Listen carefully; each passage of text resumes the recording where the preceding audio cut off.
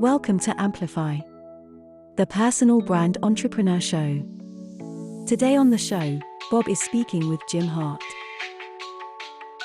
When you're going to buy a business, you want to know that there's not going to be any problems. And one of the things that provides insurance against problems is having that trademark. So if you don't own that trademark, then that's something else that the person who's buying the business has to take into account. And there's two ways they can take that into account. Either they can do A and say, I'm walking away from this. I don't want to deal with it. I don't want to wait the 12 to 18 months it's going to take to get that trademark, and I don't want to take the risk. Or B, they could say, okay, we're going to take that risk, but as a result, we're going to cut the price that we're going to pay for the business.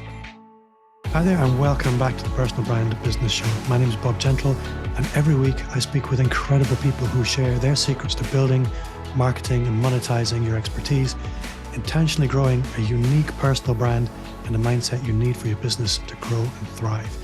If you're new to the show, then while you still have your device in your hand or you're sitting there on YouTube with the subscribe button ready, then hit subscribe.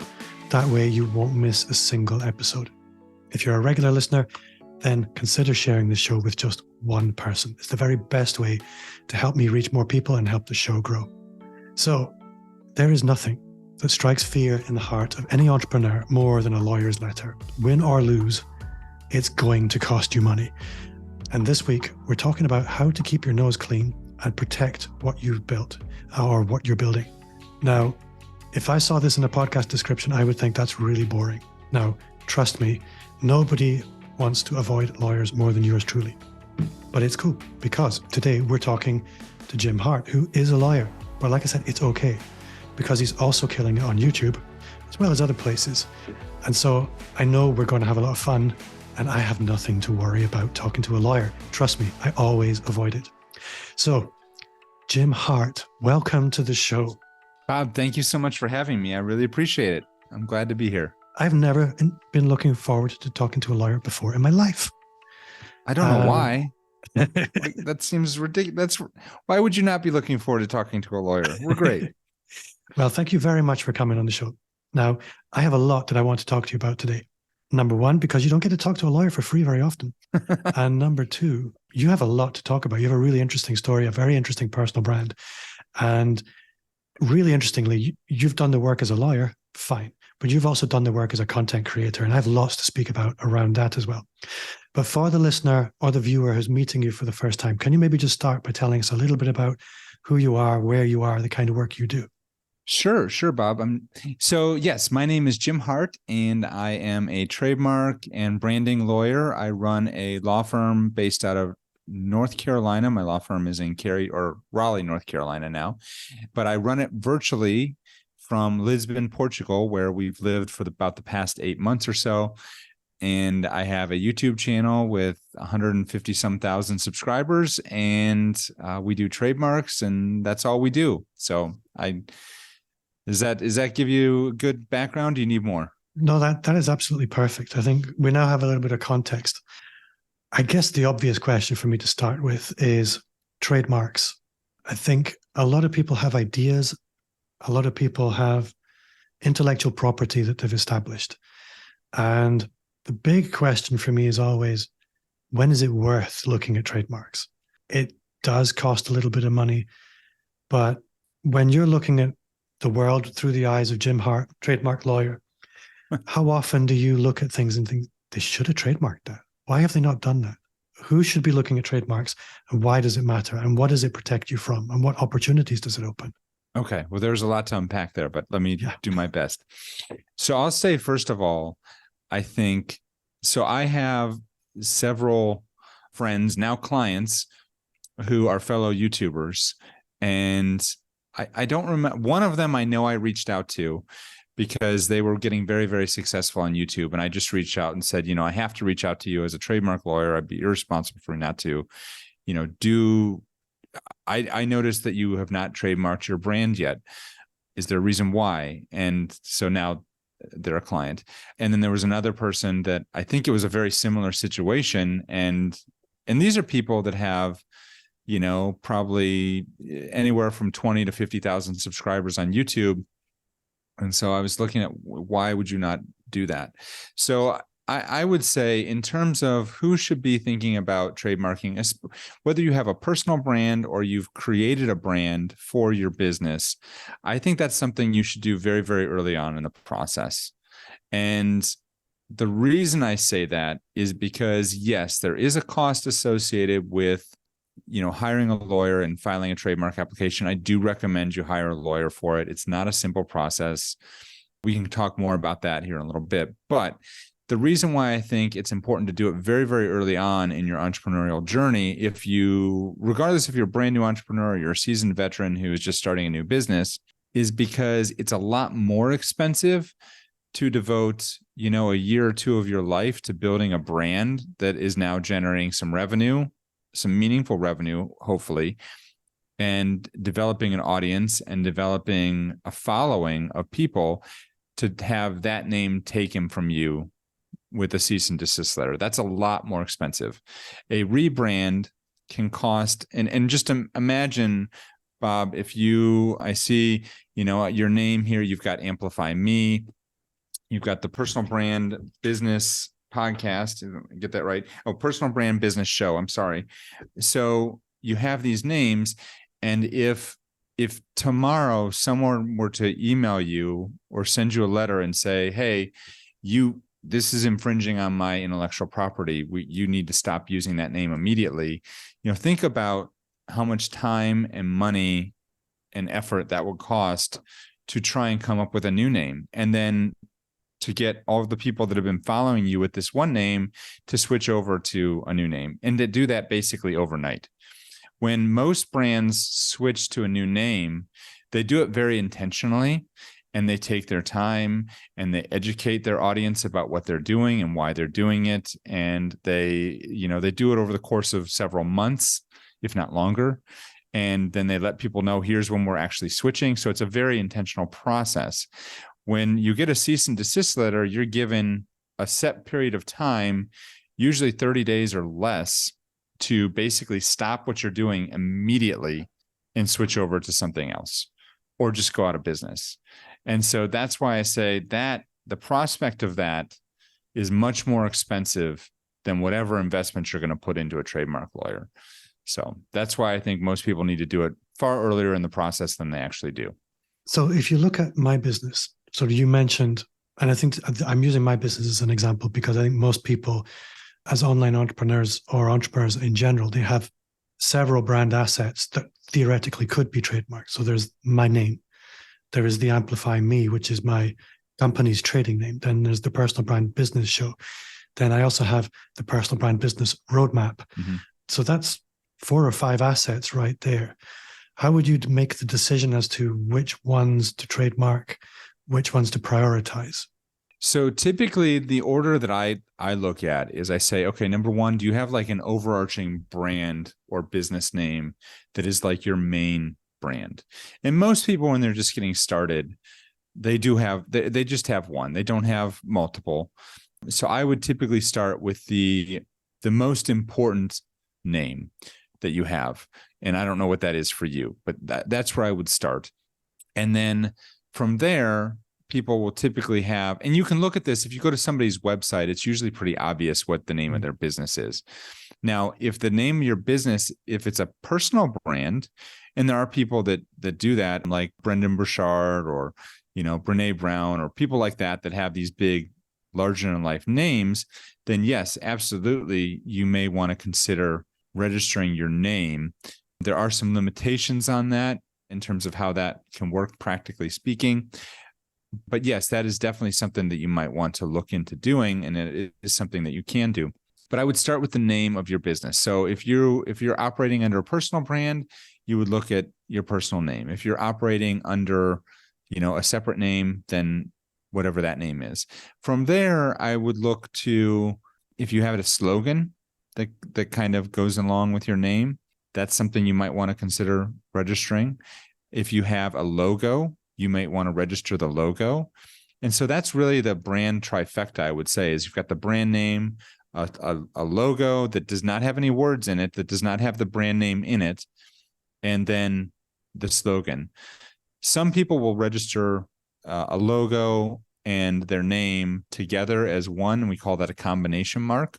I don't typically recommend that, only because if you make any changes to the name or to the font or to anything like that, or you decide that you don't like the logo anymore and you want to pull it out and use the name just by itself without the logo, or the logo without the name, then you don't have the protection anymore. It has to be used together. So those are the big three. Aside from that, I would say people could have a podcast that they want to register the name of. They could have a YouTube channel they want to register the name of. They could have a signature course or coaching program that they might want to register the name of, or they could have different product lines that they want to register. So, most people, I think, they think that they have one thing that they just need to trademark in their business and that's it. But in reality, it usually can be multiple things that people have that they need to think about getting registered. Now, I have a few questions that come out of that. The first one, I guess, is I'm in the UK. You're in Portugal. A lot of your clients are in the US. There's the question of geography. Now, a limited thinking way of approaching this was I'm in the UK. So if I trademark my stuff, somebody in the US can still do whatever they want. So how would I approach that? So that's a good question. So I assume, based on what you just said, that your clients are in the UK for the most part. Your brand you're selling in the UK, or do you sell everywhere? Well, I'm actually, at the moment, my clients are more in the US than they are in the UK, which is really weird. But that's a long story. No, what I'm coming from is I exist in the UK as a legal entity. Sure. But somebody in the US decides that they are going to operate as Amplify Me, and they're just going to run around doing whatever they want, despite the fact that I have a trademark, albeit in the UK. How would you approach a global trademark in such a way that, yes, you might be hidden away in a backwater somewhere, but somebody in another country can't just come and do whatever they want under your name? Because I think that's something that happens reasonably often. Okay, well, let me ask you. So do you have a registered trademark in the UK? No. Okay. Let's imagine, what I guess what I'm offering is the opportunity to debunk what I know is probably a false assumption. Okay, let's do it this way. So you could file for trade. The reason I asked if you had a trademark in the UK is because if you have a trademark outside of the United States, then you can use special procedures to kind of, I don't want to say expedite your trademark, but you're granted special protections under this treaty called the Madrid Protocol, whereas you can get kind of priority in the United States, and you can get a registration without actually even using the name in the United States. So that's why I asked that question. Now, since you don't have a trademark, or you don't have a registered trademark, there's a difference between a registered trademark and you can have what are called common law rights, right? But those are typically limited by geography. So if you are selling to clients in the United States, but your business is located in the UK, that's perfectly fine. You can go ahead and file for trademark protection in the United States. And so that you can get in the United States.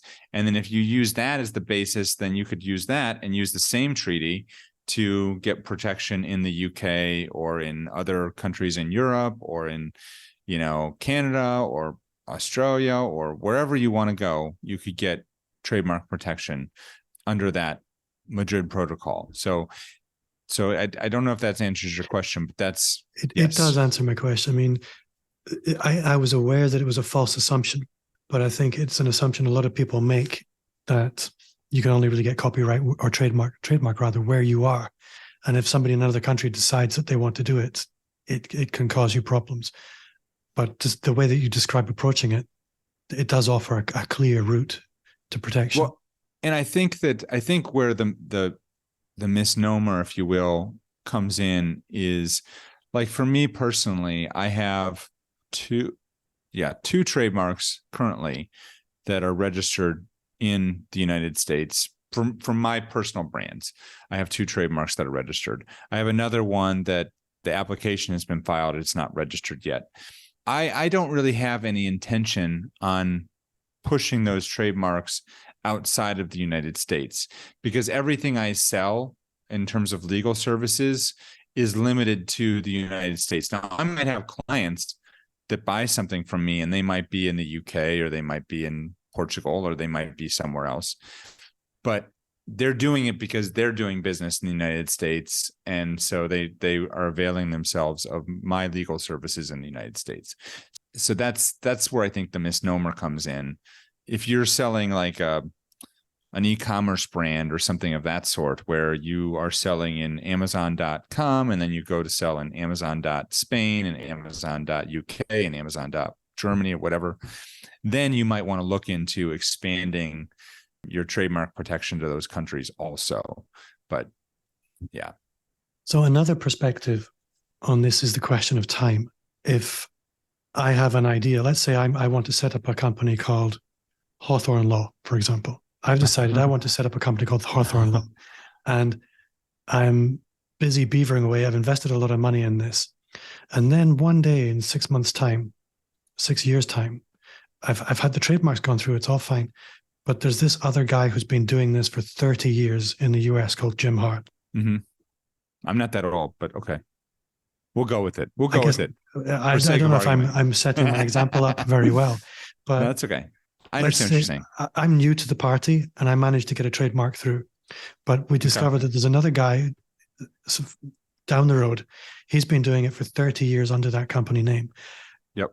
Can my fresh, out-of-the-box trademark be used against him to essentially have him move away from that brand name? So the other person does not have a registered trademark. No, but he's been doing it for 30 years and never felt he needed one. Yes. Oh, that is a fabulous question, actually. I'm so glad you asked that. So your new outside the box trademark could absolutely be used to shut down that 30-year-old business. Wow. Absolutely. Because all this other person has is what are called common law rights. And so their rights are limited to where they do business. And so the U.S. trademark system is what's called a first to file system. So the first person to file an application for a certain name is the one that has priority for that name. I'll give you a great example that's very similar to what you just said, and it's actually a real life example that I've talked about before. And so I assume you have Burger King in the UK. You know Burger King, right? So it's a fast food chain, started in the United States. And so there is a small little mom and pop hamburger restaurant called Burger King in a town called Mattoon, Illinois. And I've actually been there. And there are no other Burger Kings within a certain mile radius of this Burger King in Mattoon, Illinois. And the reason for that is because way back in the day, when the national chain Burger King went to register their trademark and got the trademark, they went to try and there was basically a conflict because this local mom and pop, I believe they may have filed for state protection in the state of Illinois, but they didn't file for federal protection. And so what happened is there was an issue between the national Burger King and the mom and pop Burger King about who was going to have the rights to this name. And now a lot of people think, okay, well, I've got the state trademark, so that should protect me. You know, they had it for all of the state of Illinois.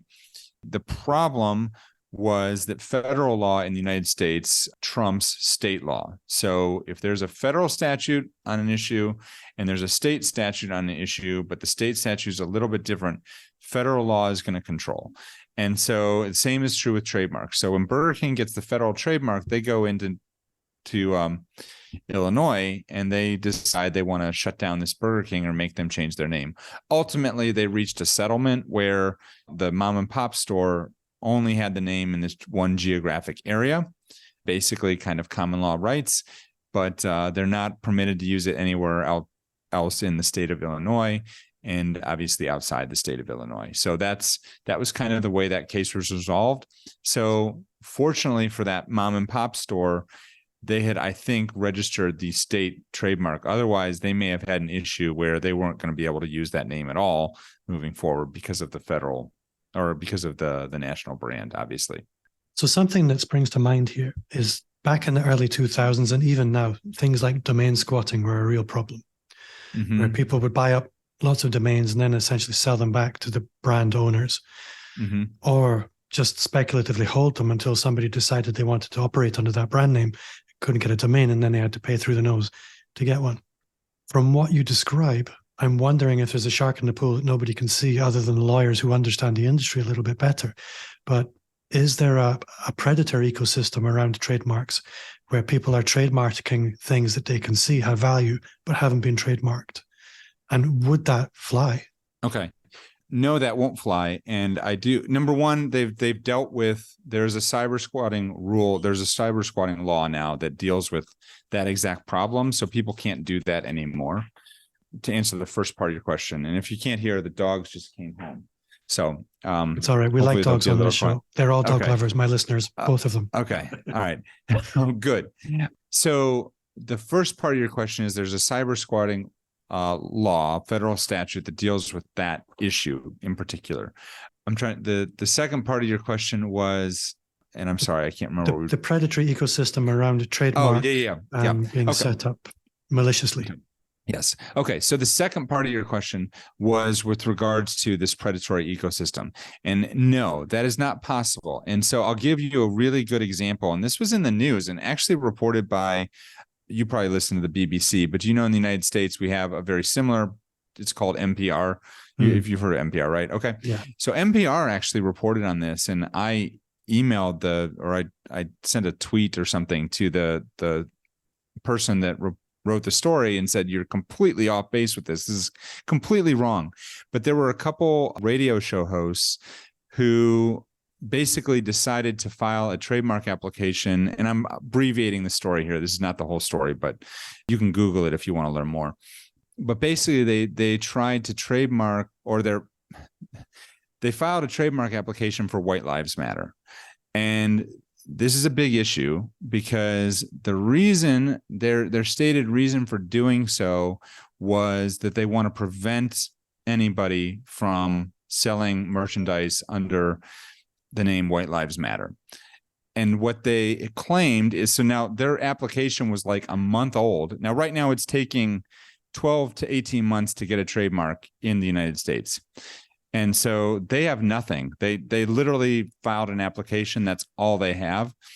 And they're going around telling people and telling the reporter for NPR that they own the rights to this trademark. So nobody can use it. They're going to be able to shut down all these people that want to use White Lives Matter.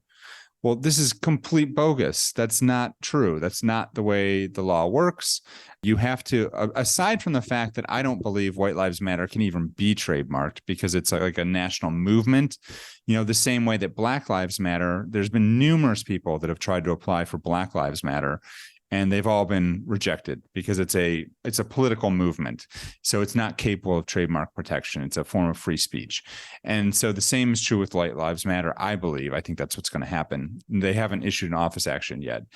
But so number one, they don't own it. Even if it was capable of protection, they've already said we have no intention of selling merchandise under White Lives Matter because we don't want anybody to sell merchandise under White Lives Matter.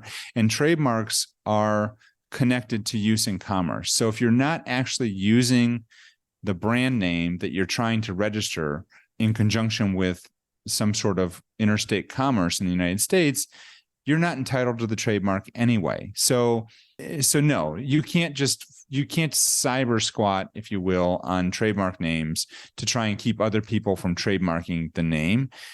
Now, I will say this and kind of contradict myself a little bit. You can file a trademark application if you have a bona fide intent to use that name. And once you receive basically permission from the trademark office that you can use that name in commerce, then you have 3 years to actually use the name in commerce. So theoretically, if somebody filed a fraudulent application and said, we would like to register this name, and they basically falsified their application and never actually had an intent to use that mark, that would be a problem. But I guess that could come up. So I guess the example that I had in mind, and it was more with an intention maybe to helping people understand that just because they don't have a problem doesn't mean they won't have a problem. If we take somebody like Pat Flynn, for example, picture a world where smart passive income as a phrase hasn't been trademarked. And I see that and I think my business could vaguely be related to that. I'm going to file an application for that. It gets approved. Number one, question number one, would it be approved? It is approved. And then I could potentially justify that I might use it. But now I can go to Pat Flynn and say, hey, you got to stop doing that, or pay me. This is what I'm looking at for the malicious use of trademarks. Is that hypothetical example feasible? Not that I'm actually looking to do it, Pat. Sorry, No, I know. I'm not. Yeah.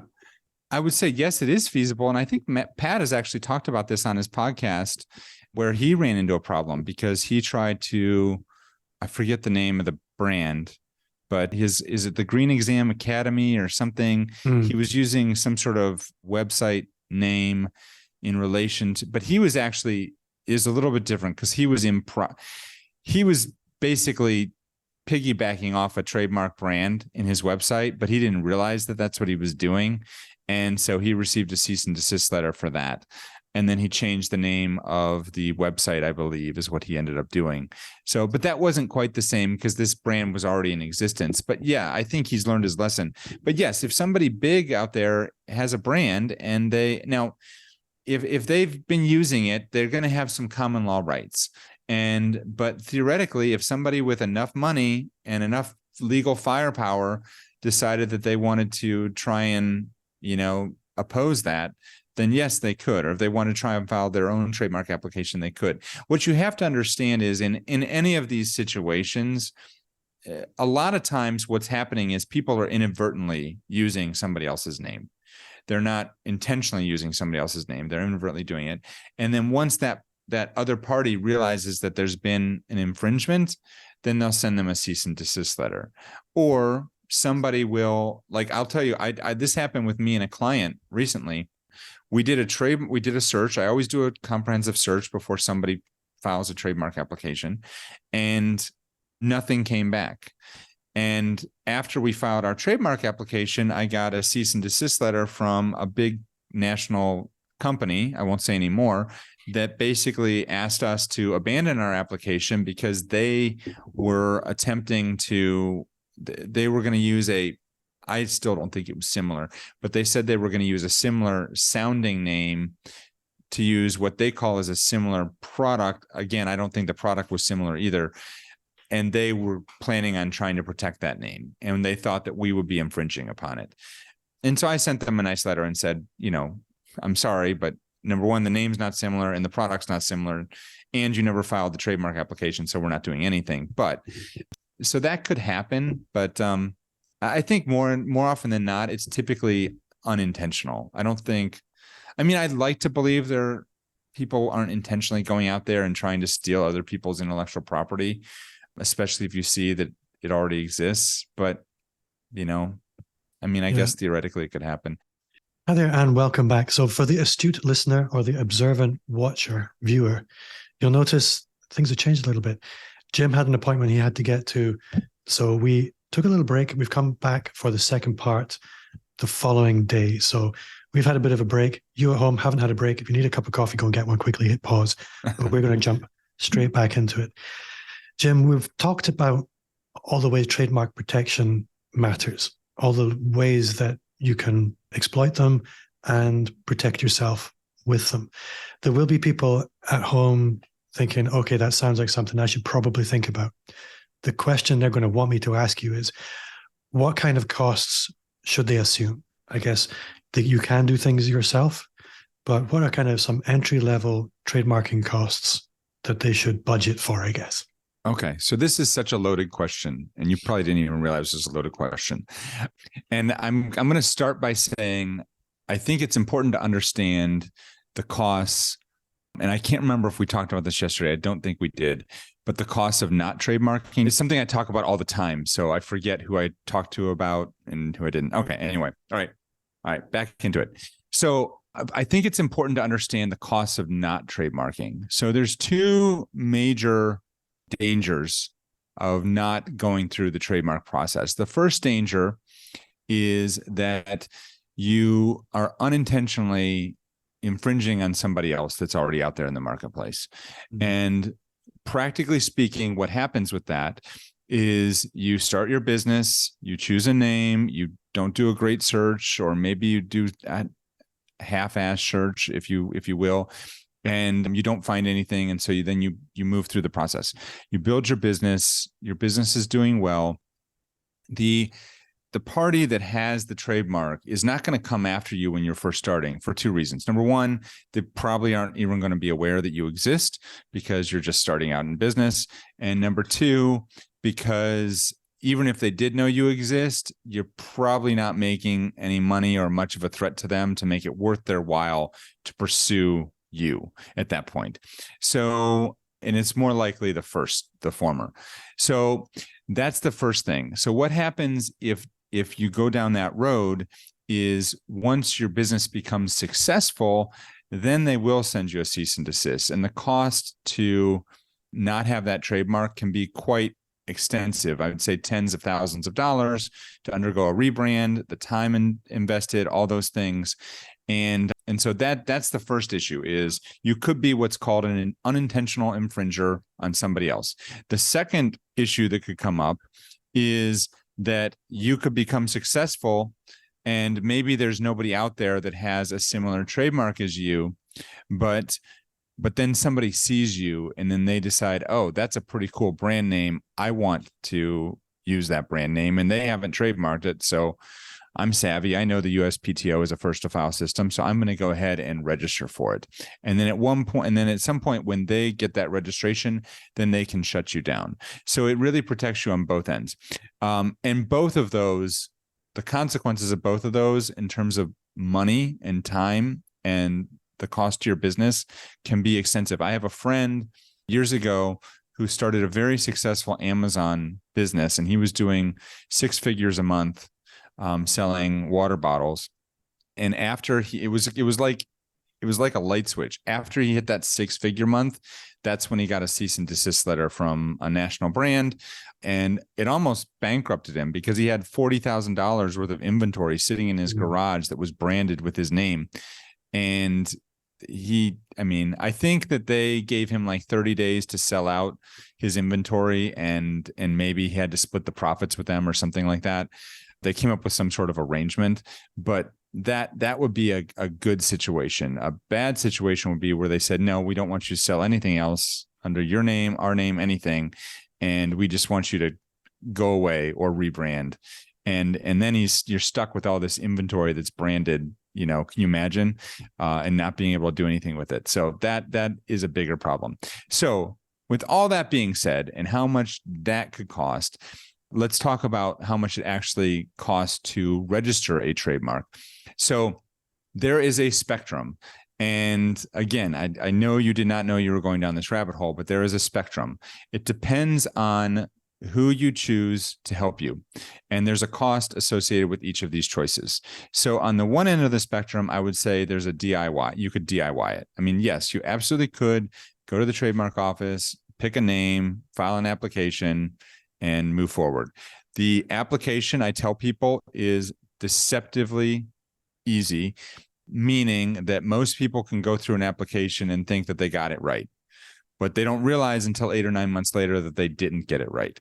So yes, you could do it that way. The cost to file a trademark application, if you did it on your own, it's $350 per class. And we can go into that if you want, but basically a class is a group of products or services. So that's a DIY. So a class is a group of products or services. They're usually similar, but there can be all sorts of different things. There's only 45 classes, and that covers the gamut of all sorts of products and services that somebody might sell. I mean, that's not that expensive. $350 if you're in one class, you could file it on your own. That's at the very, very low end. Then as you move up the spectrum, let's say before we move up the spectrum, we'll say the other end of the spectrum. The other end of the spectrum is like a big corporate law firm that does this for big corporate clients. And you're probably not going to get out. I mean, they're going to minimum $10,000 to file a trademark application. That's just to file it, right? That's to do the search, to file the application, to prepare the specimen, all those things. And that doesn't cover office action responses and those type of things. So that's at the other end of the spectrum. That's typically going to be for larger corporate clients. They're going to hire law firms. And I mean, these trademark attorneys charge $500, $600, $1,000 an hour to do the work. So you can see why the bills add up pretty fast. So that's the other end of the spectrum. Kind of in the middle of the spectrum, you have at the low end still, just above the DIY, you have what I would call these trademark filing services that have popped up. And there's a lot of these. I'm not going to name any names. You can figure them out if you Google. And these are basically services who take all the same information that you would put into a trademark application, and they give you a really nice, beautiful looking interface that makes it seem like you're getting the help of somebody else, when in reality, all you're doing is filling out a really nice looking form, and then they're submitting that form to the USPTO with exactly the same information that you submitted to them, without you having to go to the really ugly looking website that is the USPTO website. And then they charge you a small fee to do it. And I mean, it's not huge. Like usually you're going to pay $100, $200, something like that, then your filing fee. So that's still relatively inexpensive. I tell people, do not use those services because, like I said, if you're going to do that, you might as well just do it on your own, because you're wasting your money, because they're doing the same thing that you would be doing, just shuffling the information onto the USPTO. Yeah. And probably trying to upsell you a bunch of stuff that you don't need in the process. So that's the kind of the next tier up. Then the next tier up from that, I would say, are the low cost attorneys. And these you have to be very careful of. I don't remember if we talked about this yesterday, but I spoke with somebody earlier this week who had used a low cost attorney, a fairly well-known YouTuber that also was doing some trademarks on the side. And they did like a Black Friday sale, and this person paid $300 to have this attorney draft their trademark application. It gives you a lot of peace of mind. You've got a law firm doing it now, but they did a terrible job. And now the client has a bunch of issues they need to deal with in terms of office actions. I think in many respects, lawyers are a lot like engineers. Just because you're a lawyer doesn't mean you're good at a particular thing. There's a lot to be said for specialism. In fact, it's almost essential. Well, and I'm not going to say that this attorney isn't good at it. What this attorney probably wasn't drafting the application. There was probably a paralegal drafting the application, because when you charge $300 for a trademark, you really can't do a whole lot with that client. A lawyer's time, I mean, even halfway decent lawyers are charging $200, $250 an hour. So I have a new trademark client that I was onboarding this morning, and it took me just to kind of go through, and I was doing the initial searches and things. I mean, I spent like a half hour, 45 minutes just kind of going through their intake form and figuring out what type of products and services they want to sell, and coming up with descriptions and starting the process of doing a search. And so if you're only charging $300, how much time could I really spend doing that before I'm legitimately like losing money, So when you look and you hire one of those law firms like that, you're probably not getting much access to a lawyer. You're getting access to a paralegal who is doing most of the work. And, they're, in terms of how good that work is debatable. So there are attorneys that charge, and I've seen this, and they advertise for $399, $499, very low cost. And so you need to be aware of it. But that is one option. And then there's this group of attorneys. I think I would say that I fall into this group, where we're offering a little bit more attention, a little bit more service, more access to us as the attorney, but we're charging a premium price for that benefit. And so for me, I have a package where just doing the search and filing the application is roughly $1,000. That doesn't include the filing fees. And then if you want more, we can add more onto that package, and it goes up to about $3,000 or $6,000, depending on the level of service you want from our firm. But I would say in general, if you're spending somewhere between $2,000 to $4,000 on a law firm, and that includes responses to office actions and things like that, then that's probably pretty typical. And that's per application, not like if you had three things. If you want three things, then you got to pay that times three. Right. I think for most business owners, that sounds achievable. On those costs, you can understand why people might try and dodge it. Oh, yeah. I'm probably trying to dodge it for quite a long time. But as you mentioned, the costs are getting it wrong. I'm just sitting here thinking about my own business, doing a Google search for my own business name. There are other people out there using the same name. I am running a gauntlet. If anybody's running a business called Amplify Me and you've registered a trademark, turn off now, go away and forget about me. But yeah, I can feel the risk myself, and the peace of mind of a couple of grand to allow me to continue and to invest in that. It kind of makes sense. Additionally, there are people out there trading under my company name who, if they haven't trademarked it and I do trademark it, I can start protecting myself from them because, yeah, I've put a lot of work into this. And I want to tell one more story, and I know we didn't talk about this yesterday, of the potential downside of not trademarking. So I actually did a podcast with a good friend of mine who she runs a six-figure e-commerce coaching business. So she started a brand, and this is all public. We did a podcast interview on this, and she was never a client. So she started a subscription dog business. Like, she wasn't selling dogs out of a box, but she was selling like dog toys and treats and scarves and different things like that. And she had a subscription business, a subscription model that she started, and she grew that business very quickly and then sold it within about 4 years. But she never got the trademark for her name. And I actually know several entrepreneurs who have this exact same story. And so what happened is, come time to sell, that was an issue, because when you're going to buy a business, you want to know that there's not going to be any problems. And one of the things that provides insurance against problems is having that trademark. So if you don't own that trademark, then that's something else that the that the person who's buying the business has to take into account. And there's two ways they can take that into account. Either they can do A and say, I'm walking away from this. I don't want to deal with it. I don't want to wait, the 12 to 18 months it's going to take to get that trademark, and I don't want to take the risk. Or B, they could say, okay, we're going to take that risk, but as a result, we're going to cut the price that we're going to pay for the business, which could be, I guarantee it's more than the $2,000 to $4,000 that you're going to pay for a trademark. Or, and those are really the options, right? Or C, they're going to say, well, listen, you do this, and then we'll come back to you in 18 months. And if you still have the business and we still feel like there's a good fit, then maybe we'll buy. So best case, you're still going through with the deal at a reduced price. Worst case, you're losing the sale of your business, which if you are an entrepreneur who's looking to sell your brand at some point, which for me personally, that is a goal that I have. I know other lawyers have sold their law firms and websites and things like that. So at some point I would want to do that. Not having that trademark is a huge red flag to a potential buyer that would come in to buy that business. Yeah. And here's the thing, anybody buying a business will have a lawyer beside them, and the basics of due diligence are going to flag that up extremely quickly. Oh yeah. Especially for an online business where name is everything. Local business, you can get by because nobody's ever going to know about you. Online, the whole purpose is everyone knows about you. Yep. That's right. So moving on from the money then, I think what I'm really curious about is, as a lawyer, what you've done building your own personal brand online with the YouTube channel and the other things that you do is not normal. Lawyers don't usually do that kind of stuff.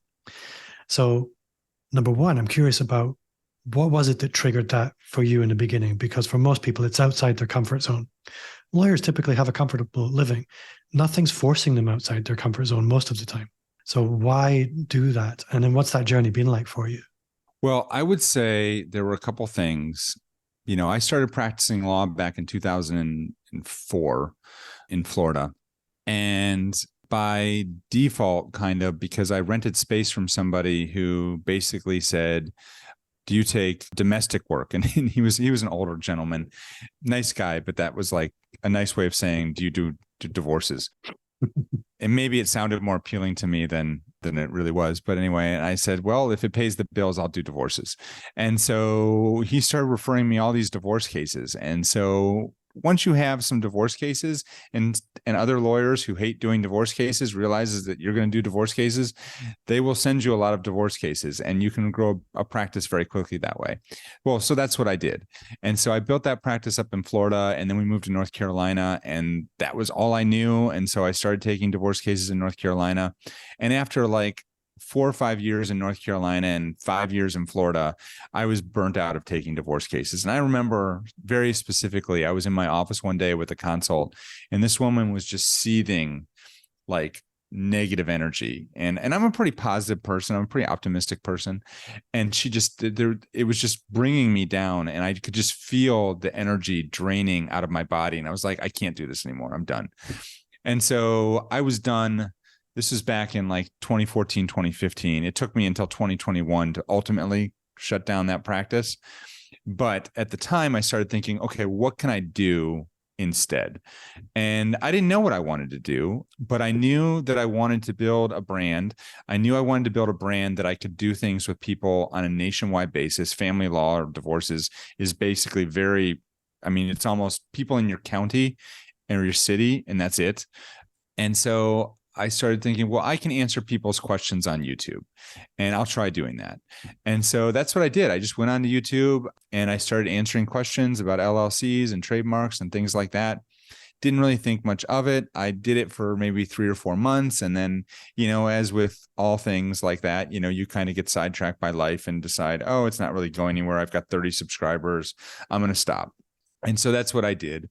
And then during this period, my mother was sick, and she ended up passing away at the beginning of 2016. And so I had stepped away from the channel. And then after she passed away, the next like 12 months or so, I just went to a really kind of dark place, and I was really depressed.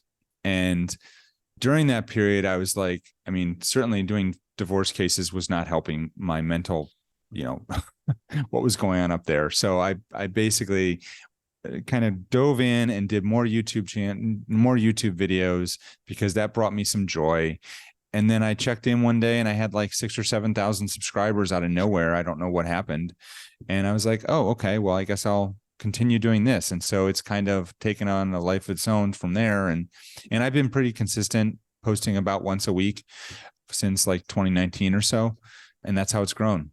So I think one of the nice things, I remember I was watching a video from a guy who was technically a competitor of mine, probably about 8 years ago. And my business at that point was exclusively driven by local networking events, local referrals, things like that. And I was not happy with the business at all. It was all bargain basement stuff. Like, it wasn't adding energy. And I wasn't really operating in my zone of genius most of the time. And I was watching this guy on a YouTube video, but he was only like 30 miles away from me. And he was talking about how he would never go to a networking event, that you should build your business online, high profile, content marketing. And I was thinking, that's just impossible. How can that possibly work? And I'm looking at my business now, and that's entirely what we're talking about. That's what my business looks like now. But I think the problem with local business is you kind of have to do what you're asked to do. If people say, will you walk my dog? Yeah, okay, I'll walk your dog. Because you don't have the audience to allow for specialism. And I think what I see in your story there is exactly that. A local business has to do what it's asked to do. But then once you start building your audience, you can start to focus in on the zone of genius and what brings joy. And listening to you, the energy of the people you used to work with is very different from the energy of the people you work with now, I assume. And that must feel very different. Oh yeah. It's, it's funny. I had, so on twice a week, and I guess Wednesday and Thursdays, I can't remember what days, I do late calls, for clients that are on the West Coast, like California. And so last night I had a call with an individual who was the client that I was onboarding today, and he was out in LA. And it's funny, and this happens a lot when I do my consult calls. So normally I schedule my consults for, a half hour, which is probably too long. A lot of lawyers will tell me, no, you need to do them for like 15 or 20 minutes. But I don't mind. I do it for a half hour. And we ended up talking for like an hour and a half. And this was so the call was scheduled for me at 8:00. I was a few minutes late, and he was totally understanding, totally cool about it. And then we just ended up talking about his brand for until like 9:30. And it was really cool. I would never likely have done that with a family law client. But he was just a cool guy and fun to talk to. I was really interested in his business and what he was doing. And he had a lot of questions, and I was happy to answer them. And, he was respectful of, that's the other thing is like, as a lawyer, I don't consider myself better than anyone else, but at the same time, my time is quite valuable because, of all the stuff I have to do and the clients I have to work with and things like that. And I'm sure you can appreciate also, as you start to get busier, your time becomes valuable. It doesn't matter if you're a lawyer or somebody else, but he was very respectful and like, told me multiple times, we don't have to continue talking. I know it was only supposed to be 30 minutes. And people that say stuff like that, you can tell they're just good people, right? Yeah. And so I believe strongly in, giving when it's appropriate. I don't know if you've read the book by Adam Grant, Give and Take, and Adam talks about how there's different types of people in the world, givers, takers, and matchers. And the most successful people in the world are givers who understand when they're dealing with a taker. And if they're dealing with a taker, then they stop giving. It's interesting. Yeah. But this was like this instance where, I was trying to give but it was reciprocal because he was bringing me joy just talking to him. And I don't get that. I never got that with my family law clients. But that's that's pretty common when I'm dealing with my entrepreneurial clients. Yeah. Most of them are pretty cool like that. The way that you describe your YouTube journey, it's almost like you were shaking it out of your sleeve. It was super easy. Was that the case?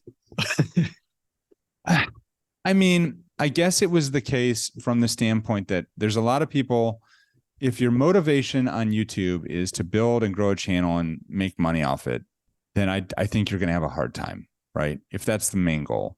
My goal when I first started was, number one, I'm doing this because I'm trying to, there was no like, I was not thinking, oh, I want to turn AdSense on. I need to get to 1,000 subscribers and 4,000 hours of watch time. There was none of that. It was, I want to put some videos up and answer some legal questions and hopefully provide some value to people, hopefully get some people call my firm and maybe generate some business. Like that was kind of my goal when I started. So one day I remember, I had like literally like 30 subscribers, and then I just stopped paying attention to the channel. And then I logged back in like 6 months later, 8 months later, and something had happened. One of my videos had gone, I guess you could viral, and I had like 6,000 or 7,000 subscribers. And so I guess from that standpoint, it was easy, but also unplanned. So if I've seen people who have posted every single day for like 10 years and they have like less than 1,000 subscribers. So yeah, from that standpoint, it was easier for me. But yeah, I mean, it was all about the mindset. My mindset was, I just enjoy making videos. And so in talking, obviously.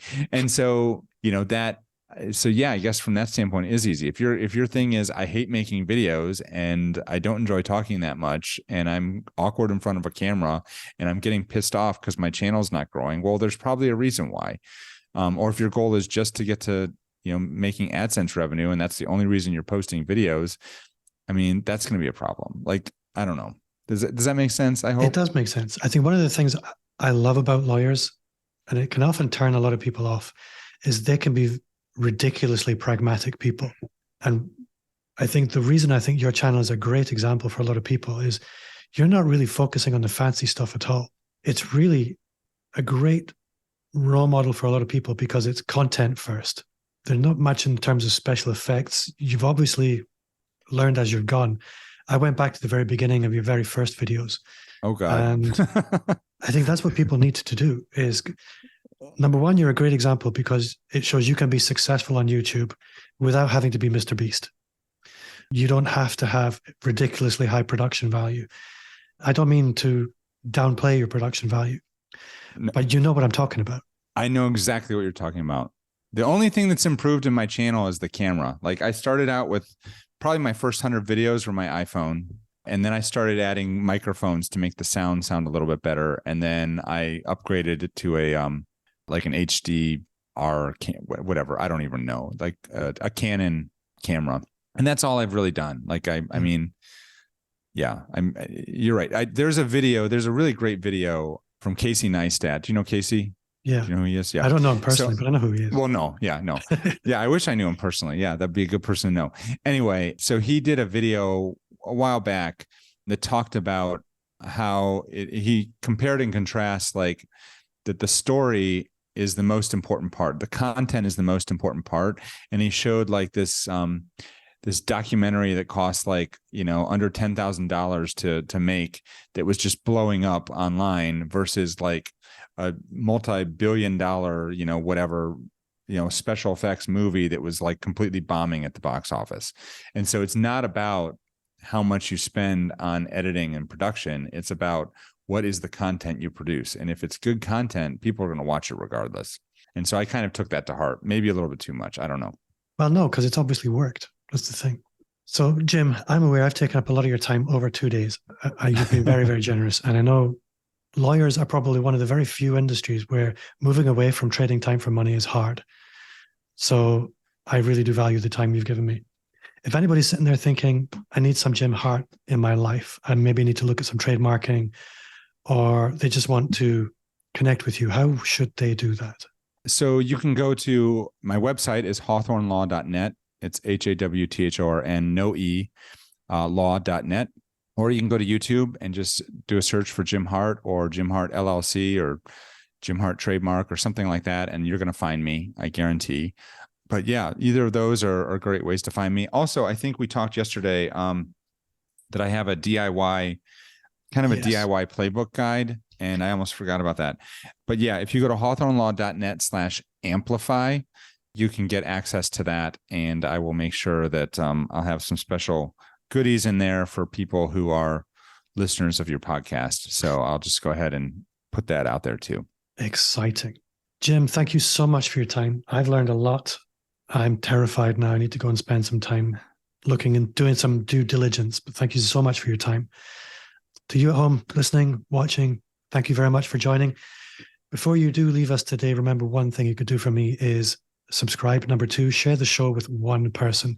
And number 3, if you have enjoyed the show, you will also love the Personal Brand Business Roadmap. It's everything you need to start, scale, or just fix your expert business. Trademarking is not on the roadmap. I'm going to have to add that.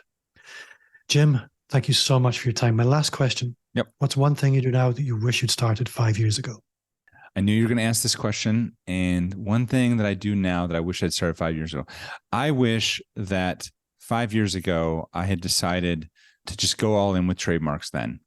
It scared me at the time. And, it was still easy to continue taking on family law clients. But if I had gone all in with trademarks when I first started doing it, so I should say I started doing trademarks right around when my YouTube channel started, but I was doing like 1 or 2 a year. If I had just gone all in and just started doing just trademarks back then, I think I'd be in a much better place today. So that's what I wish I'd done. But yeah. I think there's a couple of things coming out of that. Number 1, the most successful people I know have all become successful through simplifying, not through making things more complicated.